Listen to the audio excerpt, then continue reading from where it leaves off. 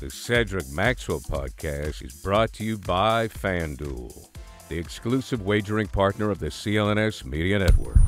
Guys, this is probably one of the biggest, gets I'll have.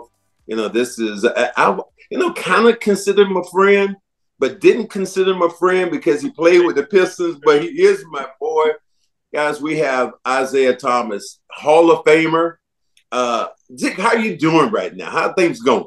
I'm doing good, man. And I keep it simple, Max. I got food in the refrigerator. I got a car that I can drive, and I can pay the rent. I can pay my bills. That's all I ever wanted in life.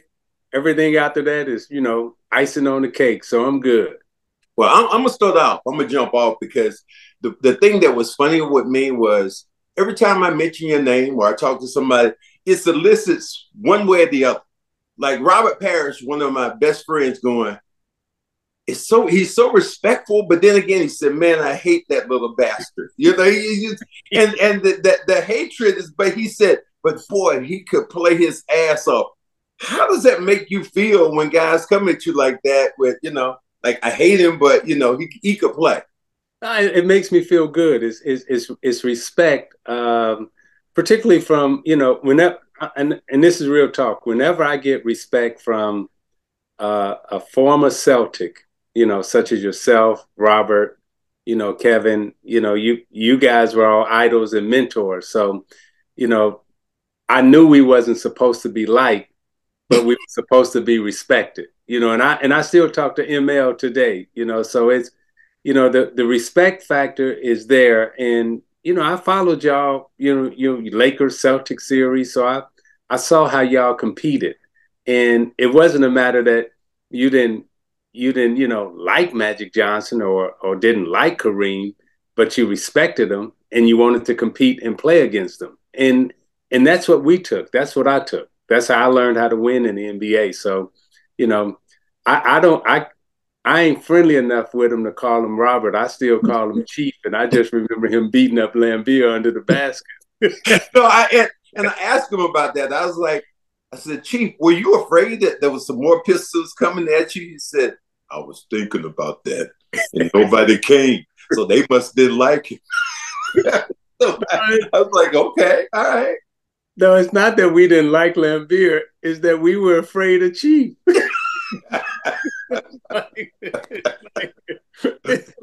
You played during this era that we talk about physicality, and you and I were talking about before when we were talking about Draymond Green, and Draymond was upset with me because I said, Draymond, during the '80s, you come in somebody's huddle, you might walk in, but you won't walk in the hell out. They're gonna carry you out. And you and I were talking about it on a program one day, and he got mad, but I was saying the physicality was real. There's a scar that's over one of them eyes of yours right now. Yeah. The Karl Malone gave you. Yeah. That wasn't because you were doing anything wrong, but you were just coming towards the basket. I got one from Karl Malone on this side. I got one from Bill Cartwright on this side. That's just how it was. When you were a small guy coming into the lane, the big guys took that as an insult. And as a small guard playing behind me, all I heard was this, Matt. I heard y'all back there hitting each other, bodies pounding and everything else. And so I think there was more or less a protect your team. This is our area, walking into somebody else's huddle, coming into, their locker room and stuff like that. There was a manliness about it in terms of, if you come in here, you're going to have some consequences, right? Mm-hmm. Mm-hmm. And that was, it was an unspoken but spoken rule that these are lines that you don't cross when you're playing against somebody. And I remember when I first got into the league, first couple of times I went through my legs, Ricky Sobers grabbed me and was like, "Hey, I don't play that." You couldn't score on somebody and jump all up in their face and dance around, and there was just a certain code of conduct that you just didn't cross. There was a line that you didn't cross. Well, how did that change now? Because we look at guys, for instance, because I have to ask you about Ja Morant. You've always been a great mentor to a bunch of guys in the NBA. And you see what's going on with Ja Morant, the gun and this and that. Here's the first thing I ask you, though, which is strange to me as a black man. I'm like, they say he was in a strip club. And I'm not saying you've been in one, but I've been in one, whatever. But in order for you to go in the strip club, don't they check you for weapons when you get ready to go in? So I don't even know how the hell he got in. But I just wanted to ask you, what do you see going on in his life that is just crazy right now? I'm gonna speak to it from a personal, how I grew up, and it's well documented. All my whole family was, drugs, and we grew up extremely poor, and gang violence and all of that, right? But at the same time, you grow out of that, and in growing out of that, what's the next stage? Now, you and I were fortunate enough that when we came into the NBA, there were veterans on the team. There were old heads around the team. The things that I always admired about the Celtics, right? Whenever you go to a Celtic game, there are damn legends walking around that arena. The Celtics legends are there. Charlie Scott grabbing me and talking to me, and I'm looking at Charlie Scott like, damn, man, you talking to me. There's always legends around that organization. So consequently, you have a history of wisdom and knowledge to pass on. What I see that has happened in Memphis, right, is that when you look at them organizationally, who are the old heads? You got a young team, and it's great to have a young team of 27 and under that's got a chance to do great things in the NBA. But you got a young team of 27 and under, and the average salary is 10 million to 40 million. And if you put 15, I can't think of no industry where you got 15 young guys all making 10 to 15, $20 million, and there's no wisdom or veterans or anything else around. So while Ja, clearly has spun out, when I ask, well, why did he spin out? I go back to, well, where's the wisdom and the knowledge around that says, hey, you can't do that, young fella. Let's go here.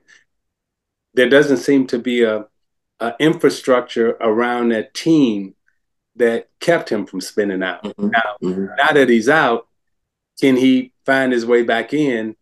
Of course he will, because guys like us, we're all saying, hey, we love you. Everything's going to be all right. And we've seen how guys have gotten out of control and then got back into the good graces of the NBA and went on to have successful careers. Well, you say that, and that brings me to a name, and I'm going to do some word association here. Dennis Rodman.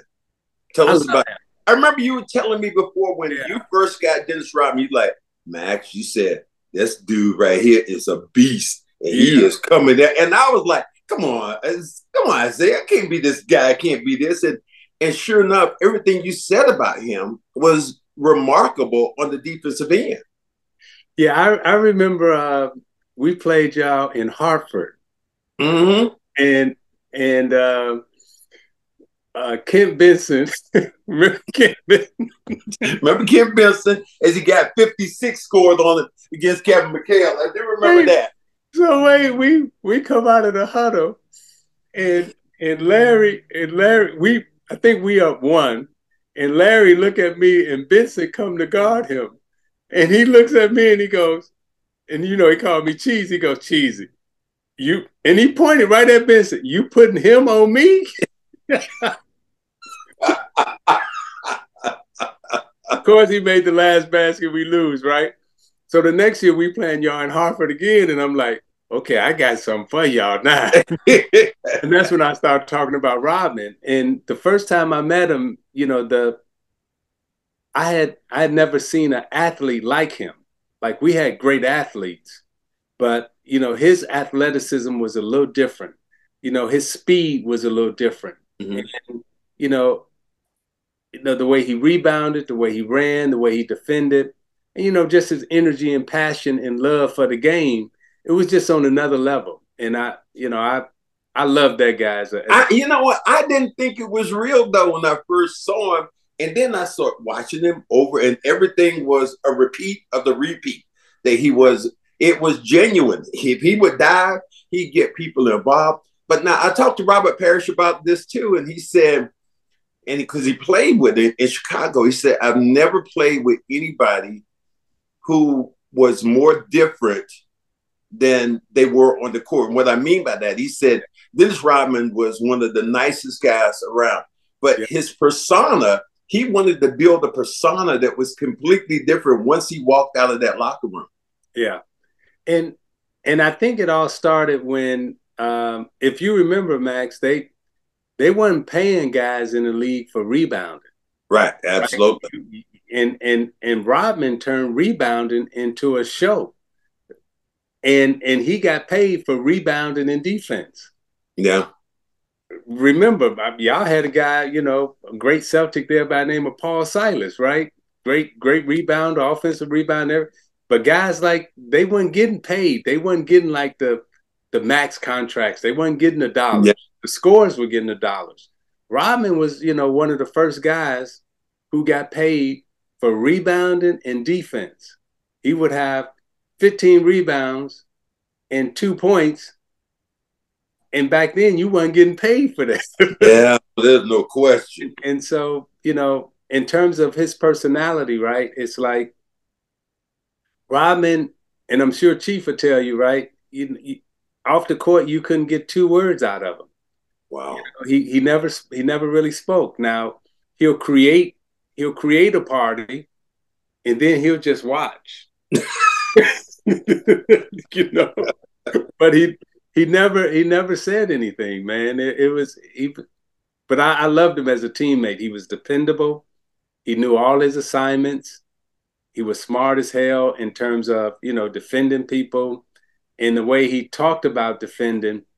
I'll never forget, we were playing against Golden State, and that's when Otis Smith was playing against Golden State. Yes. With Golden State. And I remember, you going over the scouting report in the locker room, and Chuck, would always have you read your scouting, report and, who you were guarding. And so Dennis gives his report on Otis Smith, and he goes, well, he's right hand, left hand, and, he does this and does that. And so everybody started laughing. What do you mean he's right hand, left hand?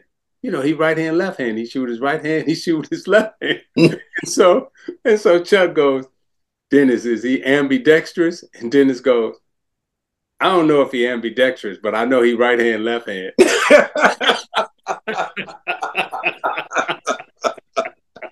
Oh my God. No wonder you guys had so much fun. I mean, you got names, and I look at you, and your life has been so well documented, from being an all-star to going to New York. Your relationship with the New York fans, with Dolan, that's a soap opera in itself. That was kind of crazy. Can you just pull the curtain back and tell me a little bit about that? Coming to New York, when I first got to New York, and you can go back and look at some of the articles, right?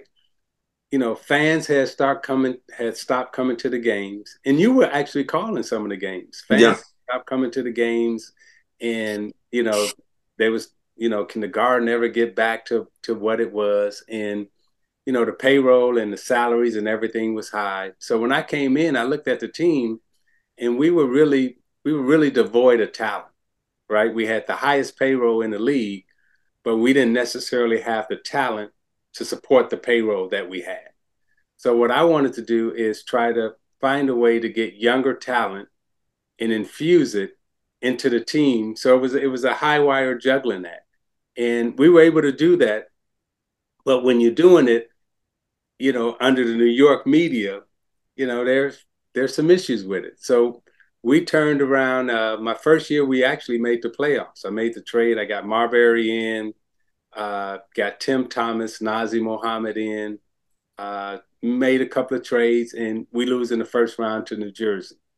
And then we come to, actually, I remember us coming to Boston. This is when Doc Rivers, remember Doc was under a lot of pressure. Yes, yes. A lot of pressure. And we ended up beating Boston in Boston. I think we beat y'all by about 20 or 30 that night. And they were in the stands holler, fire Doc, fire Doc. And that summer, they were hollering, fire Isiah.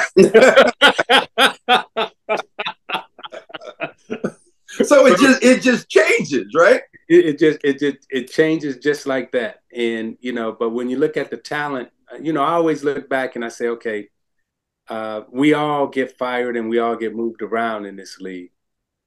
But I always look at what I left, right?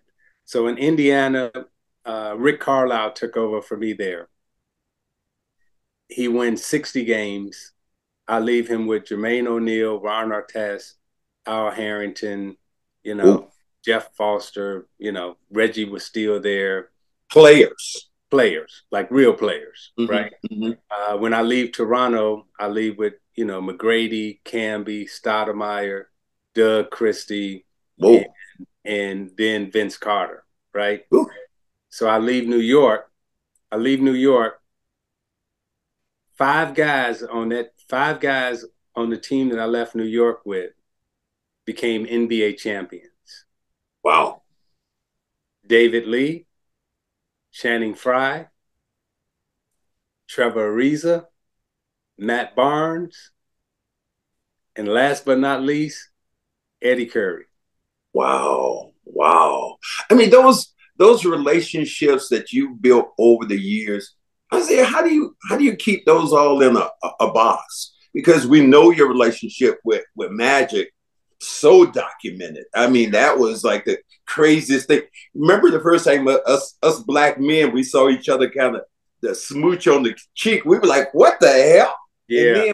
And then the next thing you know, you guys were elbowing each other and punching each other. And then you came back later on and you see the reverse. You guys got back together, smoothed everything out, tears. It was so genuine, man. But again, like watching the soap opera. Yeah, so the hug and the kiss in terms of masculinity, right? You know, we didn't know at that time how powerful that moment was going to be for the public, right? It was kind of like, you know, it's like with your family, and it's like with black families when brothers and cousins greet each other, right? It's a hug, it's an embrace, it's a kiss, it's family, right? Right. We don't greet each other with, "Hey, how you doing?" Yeah, what's up? What's up? Yeah. So yeah, it's like it's more than that, unless you in a fight with your brother. Yeah. You know? Yeah. But with Magic and Mark, we had become so close. It was kind of like, so we were family. We would embrace each other every time we saw each other. But when we did it on the public stage, everybody was like, oh, yeah. Right? And we didn't realize, again, how powerful that moment was. But now, fast forward, every NBA game. When I say every NBA game, I mean every NBA game. Guys come up, they hug each other. Yeah. Embrace, you know. It's almost X-rated now. Like, dude, let go of him. Right? Exactly. They hold him for a long time, you know. and so breaking down that barrier, we didn't know, really didn't know. And now the NBA finals start, right? And so now our relationship changes during the finals. Now it's come out that Riley told him, hey, you can't be friends with Isiah. And, you know, he had to stick with his Laker group and, you know, and elbow me. And, you know, I jumped up like, hey, man, because that's the first time he had hit me. Now I saw him hit you and Larry and everybody else. I ain't never. Well, yeah, my boy ain't going to hit me. Man, damn, like, what the hell, man? So I had never felt the championship sting of competitiveness, right? I've watched y'all, right? And as you know, I was at every Lakers Celtic championship game. Wait a minute, how did you get your damn tickets? Every time I looked around, I'm like, how is Isaiah and Mark always in the front row of these games? like they're really fans of the game. Like, how did they get there? Man, we were taking notes, and we were just so enthralled by, again, y'all were the pillars, right? And everybody was trying to get to, how do we get to championship games? Like, y'all had a lock on it. Remember, Mark was in Dallas. He was on the West Coast trying to beat the Lakers. I was on the East Coast trying to beat y'all. So it's like, okay, we taking notes. Did you see that? Did you see that? Did you? Man, I never forget. Who was on the foul line? Somebody was on the foul line. A Laker was on the foul line. It's a close game. James Worthy. Yes. Two times, right? 2 times, right? So, yeah, walked across the line and did that. I was like, did you see that? I was like, and so the mind games that y'all was playing, and now I'm at the Garden, right? And now it's, now you got my memories coming back. So James Worthy on the sideline, taking it out next to the Laker bench. He go to make the inbound pass. Carl Henderson steals it, right? Yeah. Sit up. I mean, these are big time moments. I mean, huge moments. I'm there when Magic dribble out the shot clock, waiting for Kareem to come across, and yeah. And so you watching all those failures, but then you see the comeback, right? I'm at that Airport Marriott Hotel with y'all. Yeah. So Casey Jones, ML Carr, and I got to give Red a lot of, Red and Jerry West at that time. They were so unbelievably welcoming and nice to me. Wow. Because Max, they let me in your locker room. They let me hang out. They let me. Yeah. I was at the Lakers exit meeting. Right, wow. I was in the room at the exit meeting. So I'm at the Airport Marriott. I think it's game 5. Y'all had lost game 4 in Boston, and the Lakers beat y'all pretty good. And Larry came out and he called y'all some words in the newspaper. We can't call the sissies. I'll say we can't say that today. We lose our jobs. Look, it's a podcast. I'll go ahead. I'll use that word. Yeah, he called y'all. You can say it, Mm-hmm. But that was all in the newspaper, right? And so now we come back now we come back. It's okay. It's okay. Live it, brother. Live the dream. Live the damn dream. So now game 5, I'm right under the basket. It's a ugly game. I mean, just a real ugly game. Ain't no flow to it. Ain't no continuity. It's just beat up, bang up, right? But last play, one of the last plays of the game, DJ enters it to Bird, and I'm standing there watching, and Herb comes off the double team, and I'm like, no, I've seen this before. And I'm like, no. Kicks it right back out to DJ. DJ knocked down the jumper from the foul line, 17, 18 feet. Boom, game. I'm like, man. So those are things that you think about. Now, Celtic fans always remember Isaiah for the pass that Larry Bird stole. Yes. Yeah, they relish in that. They'll play that at the Garden and people will still celebrate. That had to be one of the worst moments basketball-wise for you, thinking about the play that you made, because you guys have made a great play, a great steal. Rick Mahorn there, my buddy, and makes a great steal, and you're trying to get the ball in so fast, and you don't see Larry Bird lurking in the weeds. Yeah. I hear that. My wife and I were driving home the other day, and we was listening to ESPN radio. Out of the blue, that's one of the promotions. So my wife turned to me and she goes, it's been a long time. How you feel about that? And I say, well, had we not come back and won, that would crush me. right? But you know, it was a learning experience. So, you know, that play, you know, let me tell you how I got over that play, because that's the most important thing. Yeah, because I'm going to talk to Grant Williams about that today. Yeah. 2 free throws, and it's like that stuff can sometimes harm you if you if you let it linger. Yeah, and Max, it was lingering on me. So we fly back home. Okay, we got how much time we got on this podcast? You got plenty of time, man. You do you. We'll make this a 2-part. I love you, dude. So after throwing the ball away, right? You know, we got a chance to go to NBA Finals, so on, so on.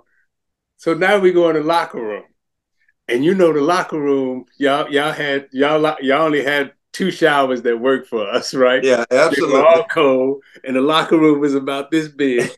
Now I'm sitting right next to the shower, right? And so everybody, and I don't want to get in. I don't want to go in because I know I'm gonna get my ass beat up in there. You know? So I'm waiting. You know, I'm trying to be last to be in the shower by myself. So Max, everybody who walks by me, this is what you hear. Damn. And they walk into the shower, right? I don't get no pat on the back. It's gonna be all right. Everybody walk by and then they go in, right? And it's like a single foul line, right? And then, you know, they stand there like Lamb was brutal. I mean, brutal. So he walks by and he's like, I just can't fucking believe you. And we walk in the shower. So now we get on the bus. Now I'm crushed. I'm really crushed. Now we get on the bus, we get on the plane, and John Sally is the first one who taps you on the shoulder to say, hey man, it's gonna be all right. And now I'm so pissed, I'm taking it out on him. What you mean, man? What you But how I got over it, Max, I didn't go to practice the next day. Wow. I was so crushed because remember, I'm the guy that's never made a mistake. Yeah. I'm the guy that's, you know, made the big shots, hit the free throw. You know, I'm the most trusted guy on the team. I'm the dependable one, right? Mm-hmm. Mm-hmm. Grade school, high school, college. You can't find nowhere where Isaiah Thomas messed up the game. Mm-hmm. Mm-hmm. And now this is the biggest moment of my career. Everybody, and I fail. I mean, flat, right? And so I don't know how to handle this. I'm embarrassed. I'm ashamed. Mm-hmm. Like really embarrassed and ashamed. So I don't want to get up. I don't want to go to practice and laying in the bed. And, you know, my wife comes in, the phone rings. She said, you know, you got a phone call. I go, no. She goes, no, I think you should take this call. And I'm like, so, hey, this is Bill Russell, young man. Wow. Wow, right? Wow. Everybody fall off the horse. You need to get up, get back on the horse. It's going to be all right. Damn. Damn, right?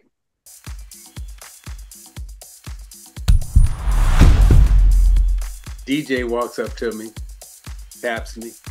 You all right? Larry winks at me like, I am always saying the Celtics. Not only did y'all beat us, but y'all were also great teachers. I remember Larry Bird on the cover of Sports Illustrated. And then in the article, he said, these are his words, don't ever put a white guy on me. I'm sitting there watching like everybody else. You know, I'm anxious to see because this is the first time that I ever get a chance to peek behind the Chicago Bulls curtain. Now he calls me an asshole and then says, I hate him. This, you know. Yeah. Hate's a big word. Hate's a big word. Big word. Ain't nobody ever said that. Yeah. About me. All of y'all, when y'all were players, y'all elected me to be the president of y'all union. And I've stood firm and tall And I ain't never tried to backstab nobody. Ask Danny Ainge to tell you how Jaylen Brown got to Boston. Why? See, that is not around, but you got to tell me quickly now because you got to speak right now. How did he get there? Well, The Cedric Maxwell Podcast is brought to you by FanDuel, the exclusive wagering partner of the CLNS Media Network.